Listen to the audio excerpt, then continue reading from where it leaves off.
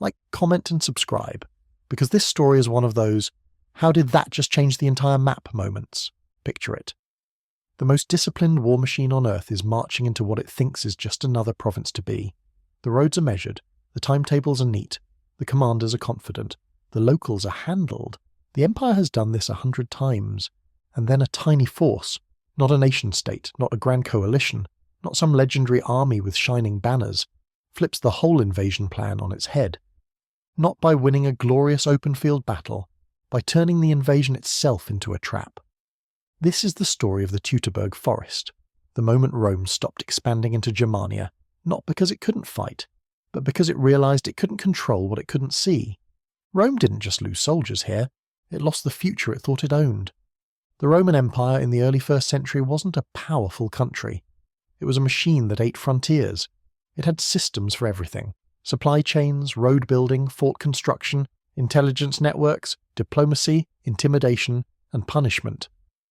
When Rome decided a region was going to be Roman, it wasn't really a question. It was a schedule. Germania, the vast, wet, wooded lands beyond the Rhine, was next on that schedule. To Rome, it looked like a messy puzzle, but not a dangerous one. Tribal groups, rival chiefs, no single king, no standing army, no unified strategy. The kind of place the empire usually turned into an administrative district with enough time, enough forts, and enough fear. And Rome thought it was already halfway there. They had legions stationed near the Rhine. They had friendly tribes who traded with them. They had hostages raised in Roman ways. They had officers who knew the terrain. They had a governor meant to turn the region into something civilized, taxable, and obedient. His name was Publius Quinctilius Varus. Varus was not the kind of man you send if you expect a brutal war. He was the kind of man you send when you believe the war is basically over, when what's left is paperwork, courts, and reminding the locals who's in charge. Which is the first mistake, because Germania wasn't pacified, it was quiet. There's a difference. Quiet means the knife is just not moving yet. And in that quiet, one man was building a fuse. His name was Arminius. Arminius wasn't some random forest warrior. That's the part people get wrong when they hear this story and imagine Rome getting jumped by half-naked barbarians screaming in the mist. Arminius understood Rome. He'd lived inside it. He'd been trained in its methods. He'd likely served alongside Roman forces. He knew how legions marched, how they camped, how they reacted under pressure, and how their confidence could become a weakness. He also knew something Rome never fully respected. A legion is unstoppable when it's a legion. But if you can break it into pieces, mentally, physically, spatially, it becomes a long line of scared men carrying heavy gear in a world that wants them dead. Arminius didn't need to beat Rome in Roman terms. He just needed to make Rome fight in German terms. And Roman terms were roads, open ground, and information. German terms were mud, trees, fog, and lies. Varus was marching with 3 legions, 17th, 18th, and 19th. Alongside them were auxiliaries, cavalry and allied troops, and the massive tail that follows any serious army. Servants, engineers, baggage animals, supply wagons, families, merchants, opportunists. An invasion force doesn't travel light. It travels like a moving city. That moving city is impressive on a clear road, but it's also slow, and it's fragile, and it's loud. Now take that moving city and push it into a forest. Not a pretty forest, not a hike on a Saturday forest. A forest that swallows visibility. A forest where rain doesn't fall, it pours. A forest with narrow paths, boggy ground, broken ridges, and constant damp that makes everything heavier. A forest where the sky's a rumour and the horizon is a wall of trunks.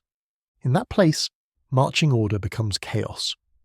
The Romans still believed Germania was effectively under control, so they moved like they were in a province, not enemy territory. They weren't in full battle formation like a force expecting contact. They didn't move like men who assumed every hill had eyes. And then Varus gets the message. A report comes in. Unrest. A disturbance. A local uprising somewhere off the route.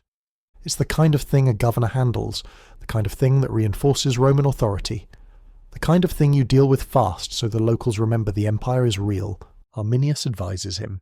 Yes, Arminius, who is riding with the Romans, trusted, familiar, one of the good ones.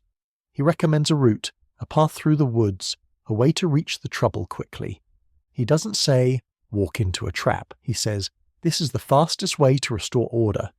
And Varus believes him, because Rome had built its expansion strategy on a poisonous assumption that once you've absorbed someone culturally, you've absorbed them politically. Arminius looked Roman, so Varus treated him like a Roman. That's mistake number 2. And then Arminius leaves the column claiming he needs to gather allied troops or scout ahead or coordinate with friendly tribes. Varus lets him go. That's mistake number 3, and it's the one that should make your stomach drop, because it means the last person Varus trusted who actually understood Germania was the man who was about to kill him. Once Arminius is gone, the trap closes. The Romans step deeper into the forest and the weather turns. Rain starts coming down hard, soaking cloaks, softening the earth, turning pathways into sludge. The wagons begin to struggle, the column stretches, people bunch up in places where the trail narrows, then spread out where it opens, then compress again. The army becomes a long, uneven snake with no clean head or tail, and then the forest starts speaking, not in words, in movement, in the first missiles, a sudden shower of spears and javelins out of the trees, not a full attack, not a big dramatic charge, just fast violence from hidden angles, the kind that makes you look left, then right, then behind you, then realize you can't see anything that matters. Roman soldiers raise shields, but the shields were meant for organized battle lines, not for a column twisted between trees. People in the rear can't see what's happening up front. Officers shout orders that get swallowed by rain and distance. The auxiliaries try to respond, but they're as blind as everyone else, and the attackers vanish. The forest goes quiet again, like nothing happened. But now the Romans know they are being hunted. The genius of Arminius wasn't the first strike, it was the rhythm. He didn't want Rome to fight one battle, he wanted Rome to bleed for days, because fear has compounding interest. A legion that sleeps badly becomes a legion that makes mistakes, and a legion that makes mistakes becomes a legion that gets separated. A legion that gets separated becomes a legion that dies.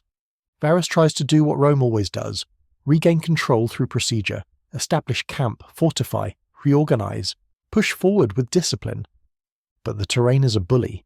You can't build a perfect Roman camp in soaked ground with trees pressing in. You can't hold formation when the path forces you into single file and the wagons are tipping. You can't scout properly when visibility is trash and every hill is a blindfold. And every time the Romans try to stabilize, the attacks resume. More missiles, more sudden rushes, small groups hitting the edges, slashing at the column, killing stragglers, setting panic fires, then melting back into the trees. The Germans aren't trying to conquer Rome, they're trying to destroy the Roman idea of control. And it works, because control depends on information, and in the forest, the Romans have almost none. This is the part that always hits hardest when you really picture it. The Roman soldier wasn't a weak fighter. He was heavily trained, heavily armed, heavily organized. But he was also heavily dependent on the system around him. The moment that system breaks, he's carrying too much weight in the wrong world. Armor becomes exhaustion, shields become anchors, discipline becomes a slow-motion collapse. Meanwhile, the Germans are moving light. They know the ground. They know where the mud will swallow a boot. They know which ridge lets you throw down into a cluster of men. They know where to disappear. And most importantly, they know this isn't a battle. It's an execution with extra steps. Varus keeps pushing, trying to reach open ground. That's the Roman dream in this situation. A clearing, a hill, anything that lets them form up. If they can just line up the legionaries shoulder to shoulder, shields interlocked with room to maneuver, Rome can flip the script instantly. But Arminius has arranged the forest like a funnel. The routes that feel like escape are just deeper into the kill zone, and the further the Romans go, the worse it gets. At some point, the Germans stop acting like ghosts and start acting like a tide. The attacks become heavier, more confident, more coordinated. The Romans are worn down, soaked through, hungry, sleep-starved, and now they're watching bodies pile up in places they can't even properly defend. Cohesion starts cracking. Once cohesion cracks, Rome stops being Rome. It becomes thousands of individual men trying not to die. That's the moment a tiny force becomes enormous, not in numbers, but in effect. Because the forest multiplies them. Every attack feels like it's coming from everywhere. Every sound becomes a threat. Every shadow becomes a weapon. And Varus, the administrator-governor who thought he was enforcing order in a future province, realizes he's in a war he never prepared for. A war where his status means nothing, and his procedures are useless. This is where the story stops being about tactics and becomes about psychology. Because a lot of armies can fight, Not many can fight blind. Not many can fight while their entire model of reality is collapsing. The Roman invasion plan assumed Germania could be treated like Gaul or Spain, a region with problems, but problems that could be solved by legions and time. Teutoburg proved something horrific. Germania isn't just a place. It's a type of warfare Rome doesn't control. And once Rome learns that lesson, it doesn't just reroute a march. It reroutes history. Because if the empire can't reliably move east, can't reliably supply itself, can't reliably enforce authority past the Rhine, then Germania isn't a new province. It's a boundary. And boundaries change what empires become. By the time the storm reaches its peak, the Roman column is shattered, bleeding and disoriented, and the Germans are no longer raiders.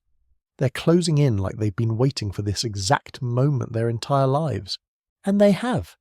Because Arminius didn't improvise this in a day, he built it while Varus was doing paperwork. He built it while Rome was thinking it had already won. He built it using Rome's own assumptions as raw material. Next, in part 2, we're going into the collapse.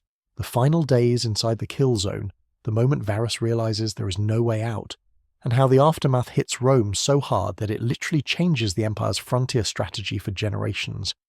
Like, comment and subscribe, because part 2 is where the trap stops tightening and starts crushing. By now, the Roman column is no longer marching. It's drifting. You have to understand what that means for a Roman army. A legion doesn't just fight with swords and shields, it fights with structure, roads, camps, signals, clear chains of command. The rhythm of marching, stopping, fortifying, and moving again is what keeps thousands of men from turning into a panicked crowd. In the Teutoburg Forest, that rhythm is broken. Not all at once. That would be merciful. It breaks the way a spine breaks, one crack at a time until the whole body can't stand. After the first day's ambushes, Varus does what Rome always does. He orders a fortified camp, ditches, ramparts, a perimeter. The old Roman answer to chaos: build a box, put the army in it, and make the world come to you. But the world here doesn't fight like that. The ground is soaked. The ditches collapse in mud. Trees are everywhere, stealing space and vision. The work is slower, and the tools are heavier because everything is wet. The men are exhausted because they've been marching and fighting and hauling wagons through sludge, and every minute they spend digging is a minute the Germans spend watching. That night isn't restful. It's tense, cold, and loud with rain. Romans sit with soaked clothes glued to their skin, armour drying into stiff misery, listening to noises they can't interpret. Branch snaps, footsteps, a distant shout, sometimes nothing at all, which is worse because silence is the forest inhaling. And the worst part, they don't know where Arminius is. The man who was supposed to be a loyal ally has vanished. At some point, even Varus has to admit the truth. The rebellion report, the suggested route, the friendly guides. It was all bait. Rome's governor didn't walk into an accident. He walked into a design. At dawn, Varus tries again. The only way out is forward. Backtracking through a kill zone you've already been mapped inside is suicide. Staying still means starvation, and being chipped apart until you can't defend anything. So the Roman column moves. But now it's moving as a wounded animal. The Germans hit again, not as a single mass at first, but as coordinated pressure points. They strike where the column stretches thin. They strike where the wagons slow down. They strike the sides, the rear, the places where you can't instantly swing a full unit into formation. Every Roman response cost energy. Every shield raised costs breath. Every attempt to charge into the trees fails because the trees swallow momentum. A Roman charge needs space. In tight woods, you can't keep ranks. You can't keep speed. You can't even see what you're charging at until you're already overextended. The Germans aren't there to stand and die. They're there to make Rome burn time and blood, and it starts to work on the officers. Once your centurions can't reliably pass orders, your units stop acting like units. A legion is basically a living machine of small disciplined parts. When the parts stop communicating, the machine becomes a pile of metal. Somewhere in this chaos, the Roman wagons become a curse.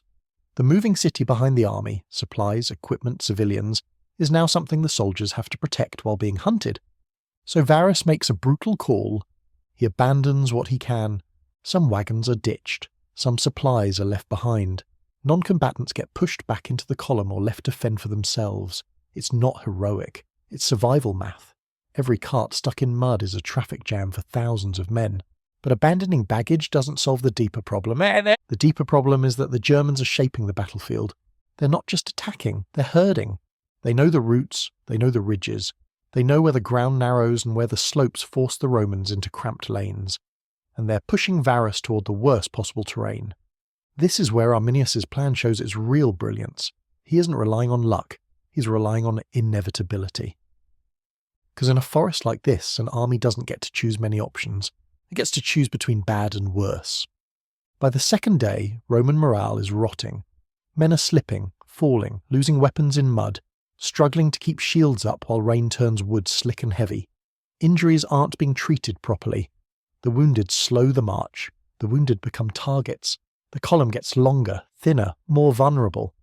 And the Germans know exactly what that does to the mind. A soldier can endure fear if he believes there's a plan. But when the plan is keep moving and hope, fear becomes poison. It spreads. Men start watching their own flanks instead of the orders. Units start clustering around leaders they trust, leaving gaps elsewhere. The line becomes uneven, and once the line becomes uneven, the Germans can hit the weak points harder, carving the column into chunks. Rome is being dismantled like an animal being butchered, and then comes the moment that turns the ambush into a massacre. The Romans reach a place where the forest and terrain squeeze them into something close to a corridor, a narrow movement lane with slopes and tree cover that favour attackers above and to the side. And this time, the Germans don't just throw spears and vanish. This time, they surge. They've built something, a barrier, an earthwork, a wall of sorts.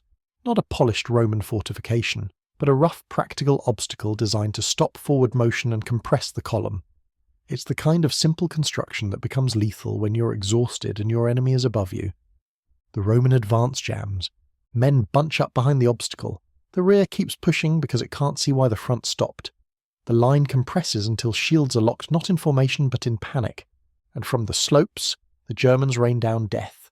Javelins, stones, spears, anything that can be thrown. The Romans try to respond, but their throwing arcs are limited by trees. Their visibility is blocked. Their ability to maneuver is crippled. They are trapped in a narrow space where being brave gets you killed faster. Now the Germans close in with blades. This is the point where the Roman advantage, discipline, armour, training, is supposed to matter most. But it can't matter if you can't breathe. If you can't swing your sword because men are pressed too tight. If the ground is slick and you can't plant your feet. If your shield is heavy and your arm is numb. If you're fighting uphill into bodies you can barely see. The Romans start to break into pockets. A pocket fights hard. A pocket can be terrifying. Romans in a tight knot with shields and swords can still kill a lot of people. But pockets are doomed, because pockets can be surrounded, and surrounded men can be finished. The slaughter becomes intimate, not cinematic, not clean. Just men slipping in mud, stabbing in inches, choking, screaming, and trying to pull themselves out of a collapsing mass. Varus is in the middle of it, watching his army disintegrate. He's watching the system he represents, Rome's promise of inevitability, get shredded by a landscape and a strategy he never respected. This is where the story reaches its darkest psychological point, the realization, not that they're losing, but that there is no winning condition left, no open ground ahead, no reinforcement coming in time, no safe retreat, just a shrinking space and an enemy that grows bolder as the Roman line shrinks. Varus is reportedly wounded, maybe physically, maybe spiritually, probably both. And in the Roman worldview, a commander who loses his army in the field is not just a failed officer. He's a disgrace to himself, his family, and the state. There's no heroic comeback available. There's only how you meet the end. So Varus does what many Roman commanders did when the situation became irreversible. He chooses death on his own terms. He falls on his sword. That's not a dramatic flourish, it's a signal that the army is finished. Once the commander is dead, the remaining pockets break even faster. Some try to fight out, some try to flee, some surrender, hoping the Germans will treat them as prisoners. But Arminius isn't building a prisoner exchange, he's building a message. And the message is, Rome can bleed here. A lot of Romans die in the forest. Some are hunted down in the following days. Some are sacrificed in rituals. Some are enslaved. Some vanish into history as names on a lost list. And then, when the killing is done, the Germans do something even more powerful than the massacre itself. They take the eagles, the legionary standards, the symbols of Rome's soul. A Roman legion could be rebuilt with recruits, but a lost eagle was a wound to the empire's identity. It was a spiritual humiliation. It meant the legion didn't just lose, it was erased. And those erased legions, 17th, 18th, 19th, would never be reissued. Rome essentially retired those numbers like a sports team retiring a jersey after a tragedy. Now, cut to the aftermath. Because the aftermath is where you see the reroute a nation's invasion part in full. News of the disaster reaches Rome like a punch to the throat. Emperor Augustus, the man who built the imperial system, is said to have been shaken. Rome didn't just lose troops, it lost the assumption that expansion east of the Rhine was a matter of time. 3 legions gone. That's not a skirmish, that's a strategic catastrophe. Rome scrambles to stabilise the frontier. Panic ripples through the provinces. If Germania can wipe out 3 legions, what else can break? What rebellions might ignite if people smell weakness? So Rome responds the only way it knows, with force. Legions are redeployed, commanders are replaced, the Rhine becomes a line of steel, forts and garrisons tighten, the empire doesn't collapse, but it recoils. And that recoil matters. Because here's the pivot. After Teutoburg, Rome never truly commits to turning Germania into a province the way it did elsewhere. There are raids and punitive expeditions later, yes. There are campaigns meant to punish tribes and recover the lost standards. There are moments where it looks like Rome might try again. But the grand strategy changes. The empire starts thinking in terms of borders, not absorption. The Rhine becomes less of a temporary staging ground and more of a permanent edge. Teutoburg doesn't end Rome. It ends Rome's confidence that it can make every land a mirror of itself. And that means the invasion didn't just get rerouted on a map. It got rerouted in Rome's mind, because an empire can survive losing men. But when it loses the belief that it can control the unknown, it starts building walls instead of roads. Next, in part 3, we'll cover the counterpunch, Rome's revenge campaigns, the hunt for the lost eagles, and how this one ambush helped shape the cultural and political divide that would echo through European history. Teutoburg didn't end with the last Roman dying in the mud. It ended when the news hit Rome. 3 legions wiped out, their eagles captured, a governor dead, a frontier suddenly exposed. That's the kind of loss that makes an empire do 2 things at once: panic and then overcorrect. Rome's first move was simple: lock the Rhine down like it was the last door in the world. Garrisons were reinforced, forts were tightened, and commanders were swapped for men who didn't do administration. They did, "You're not trying that again." And then Rome did what Rome always does after humiliation. It went hunting. The man who becomes the spear for that response is Germanicus, a commander with the exact mix Rome wanted. Famous name, political value, and the kind of military aggression that doesn't sleep until someone pays. Germanicus doesn't just march into Germania to restore order. He goes in to restore Roman pride, to punish tribes, to pull survivors back if any exist, to retrieve the eagles if they can be found. Because those standards weren't just metal, they were Rome's ego, made physical.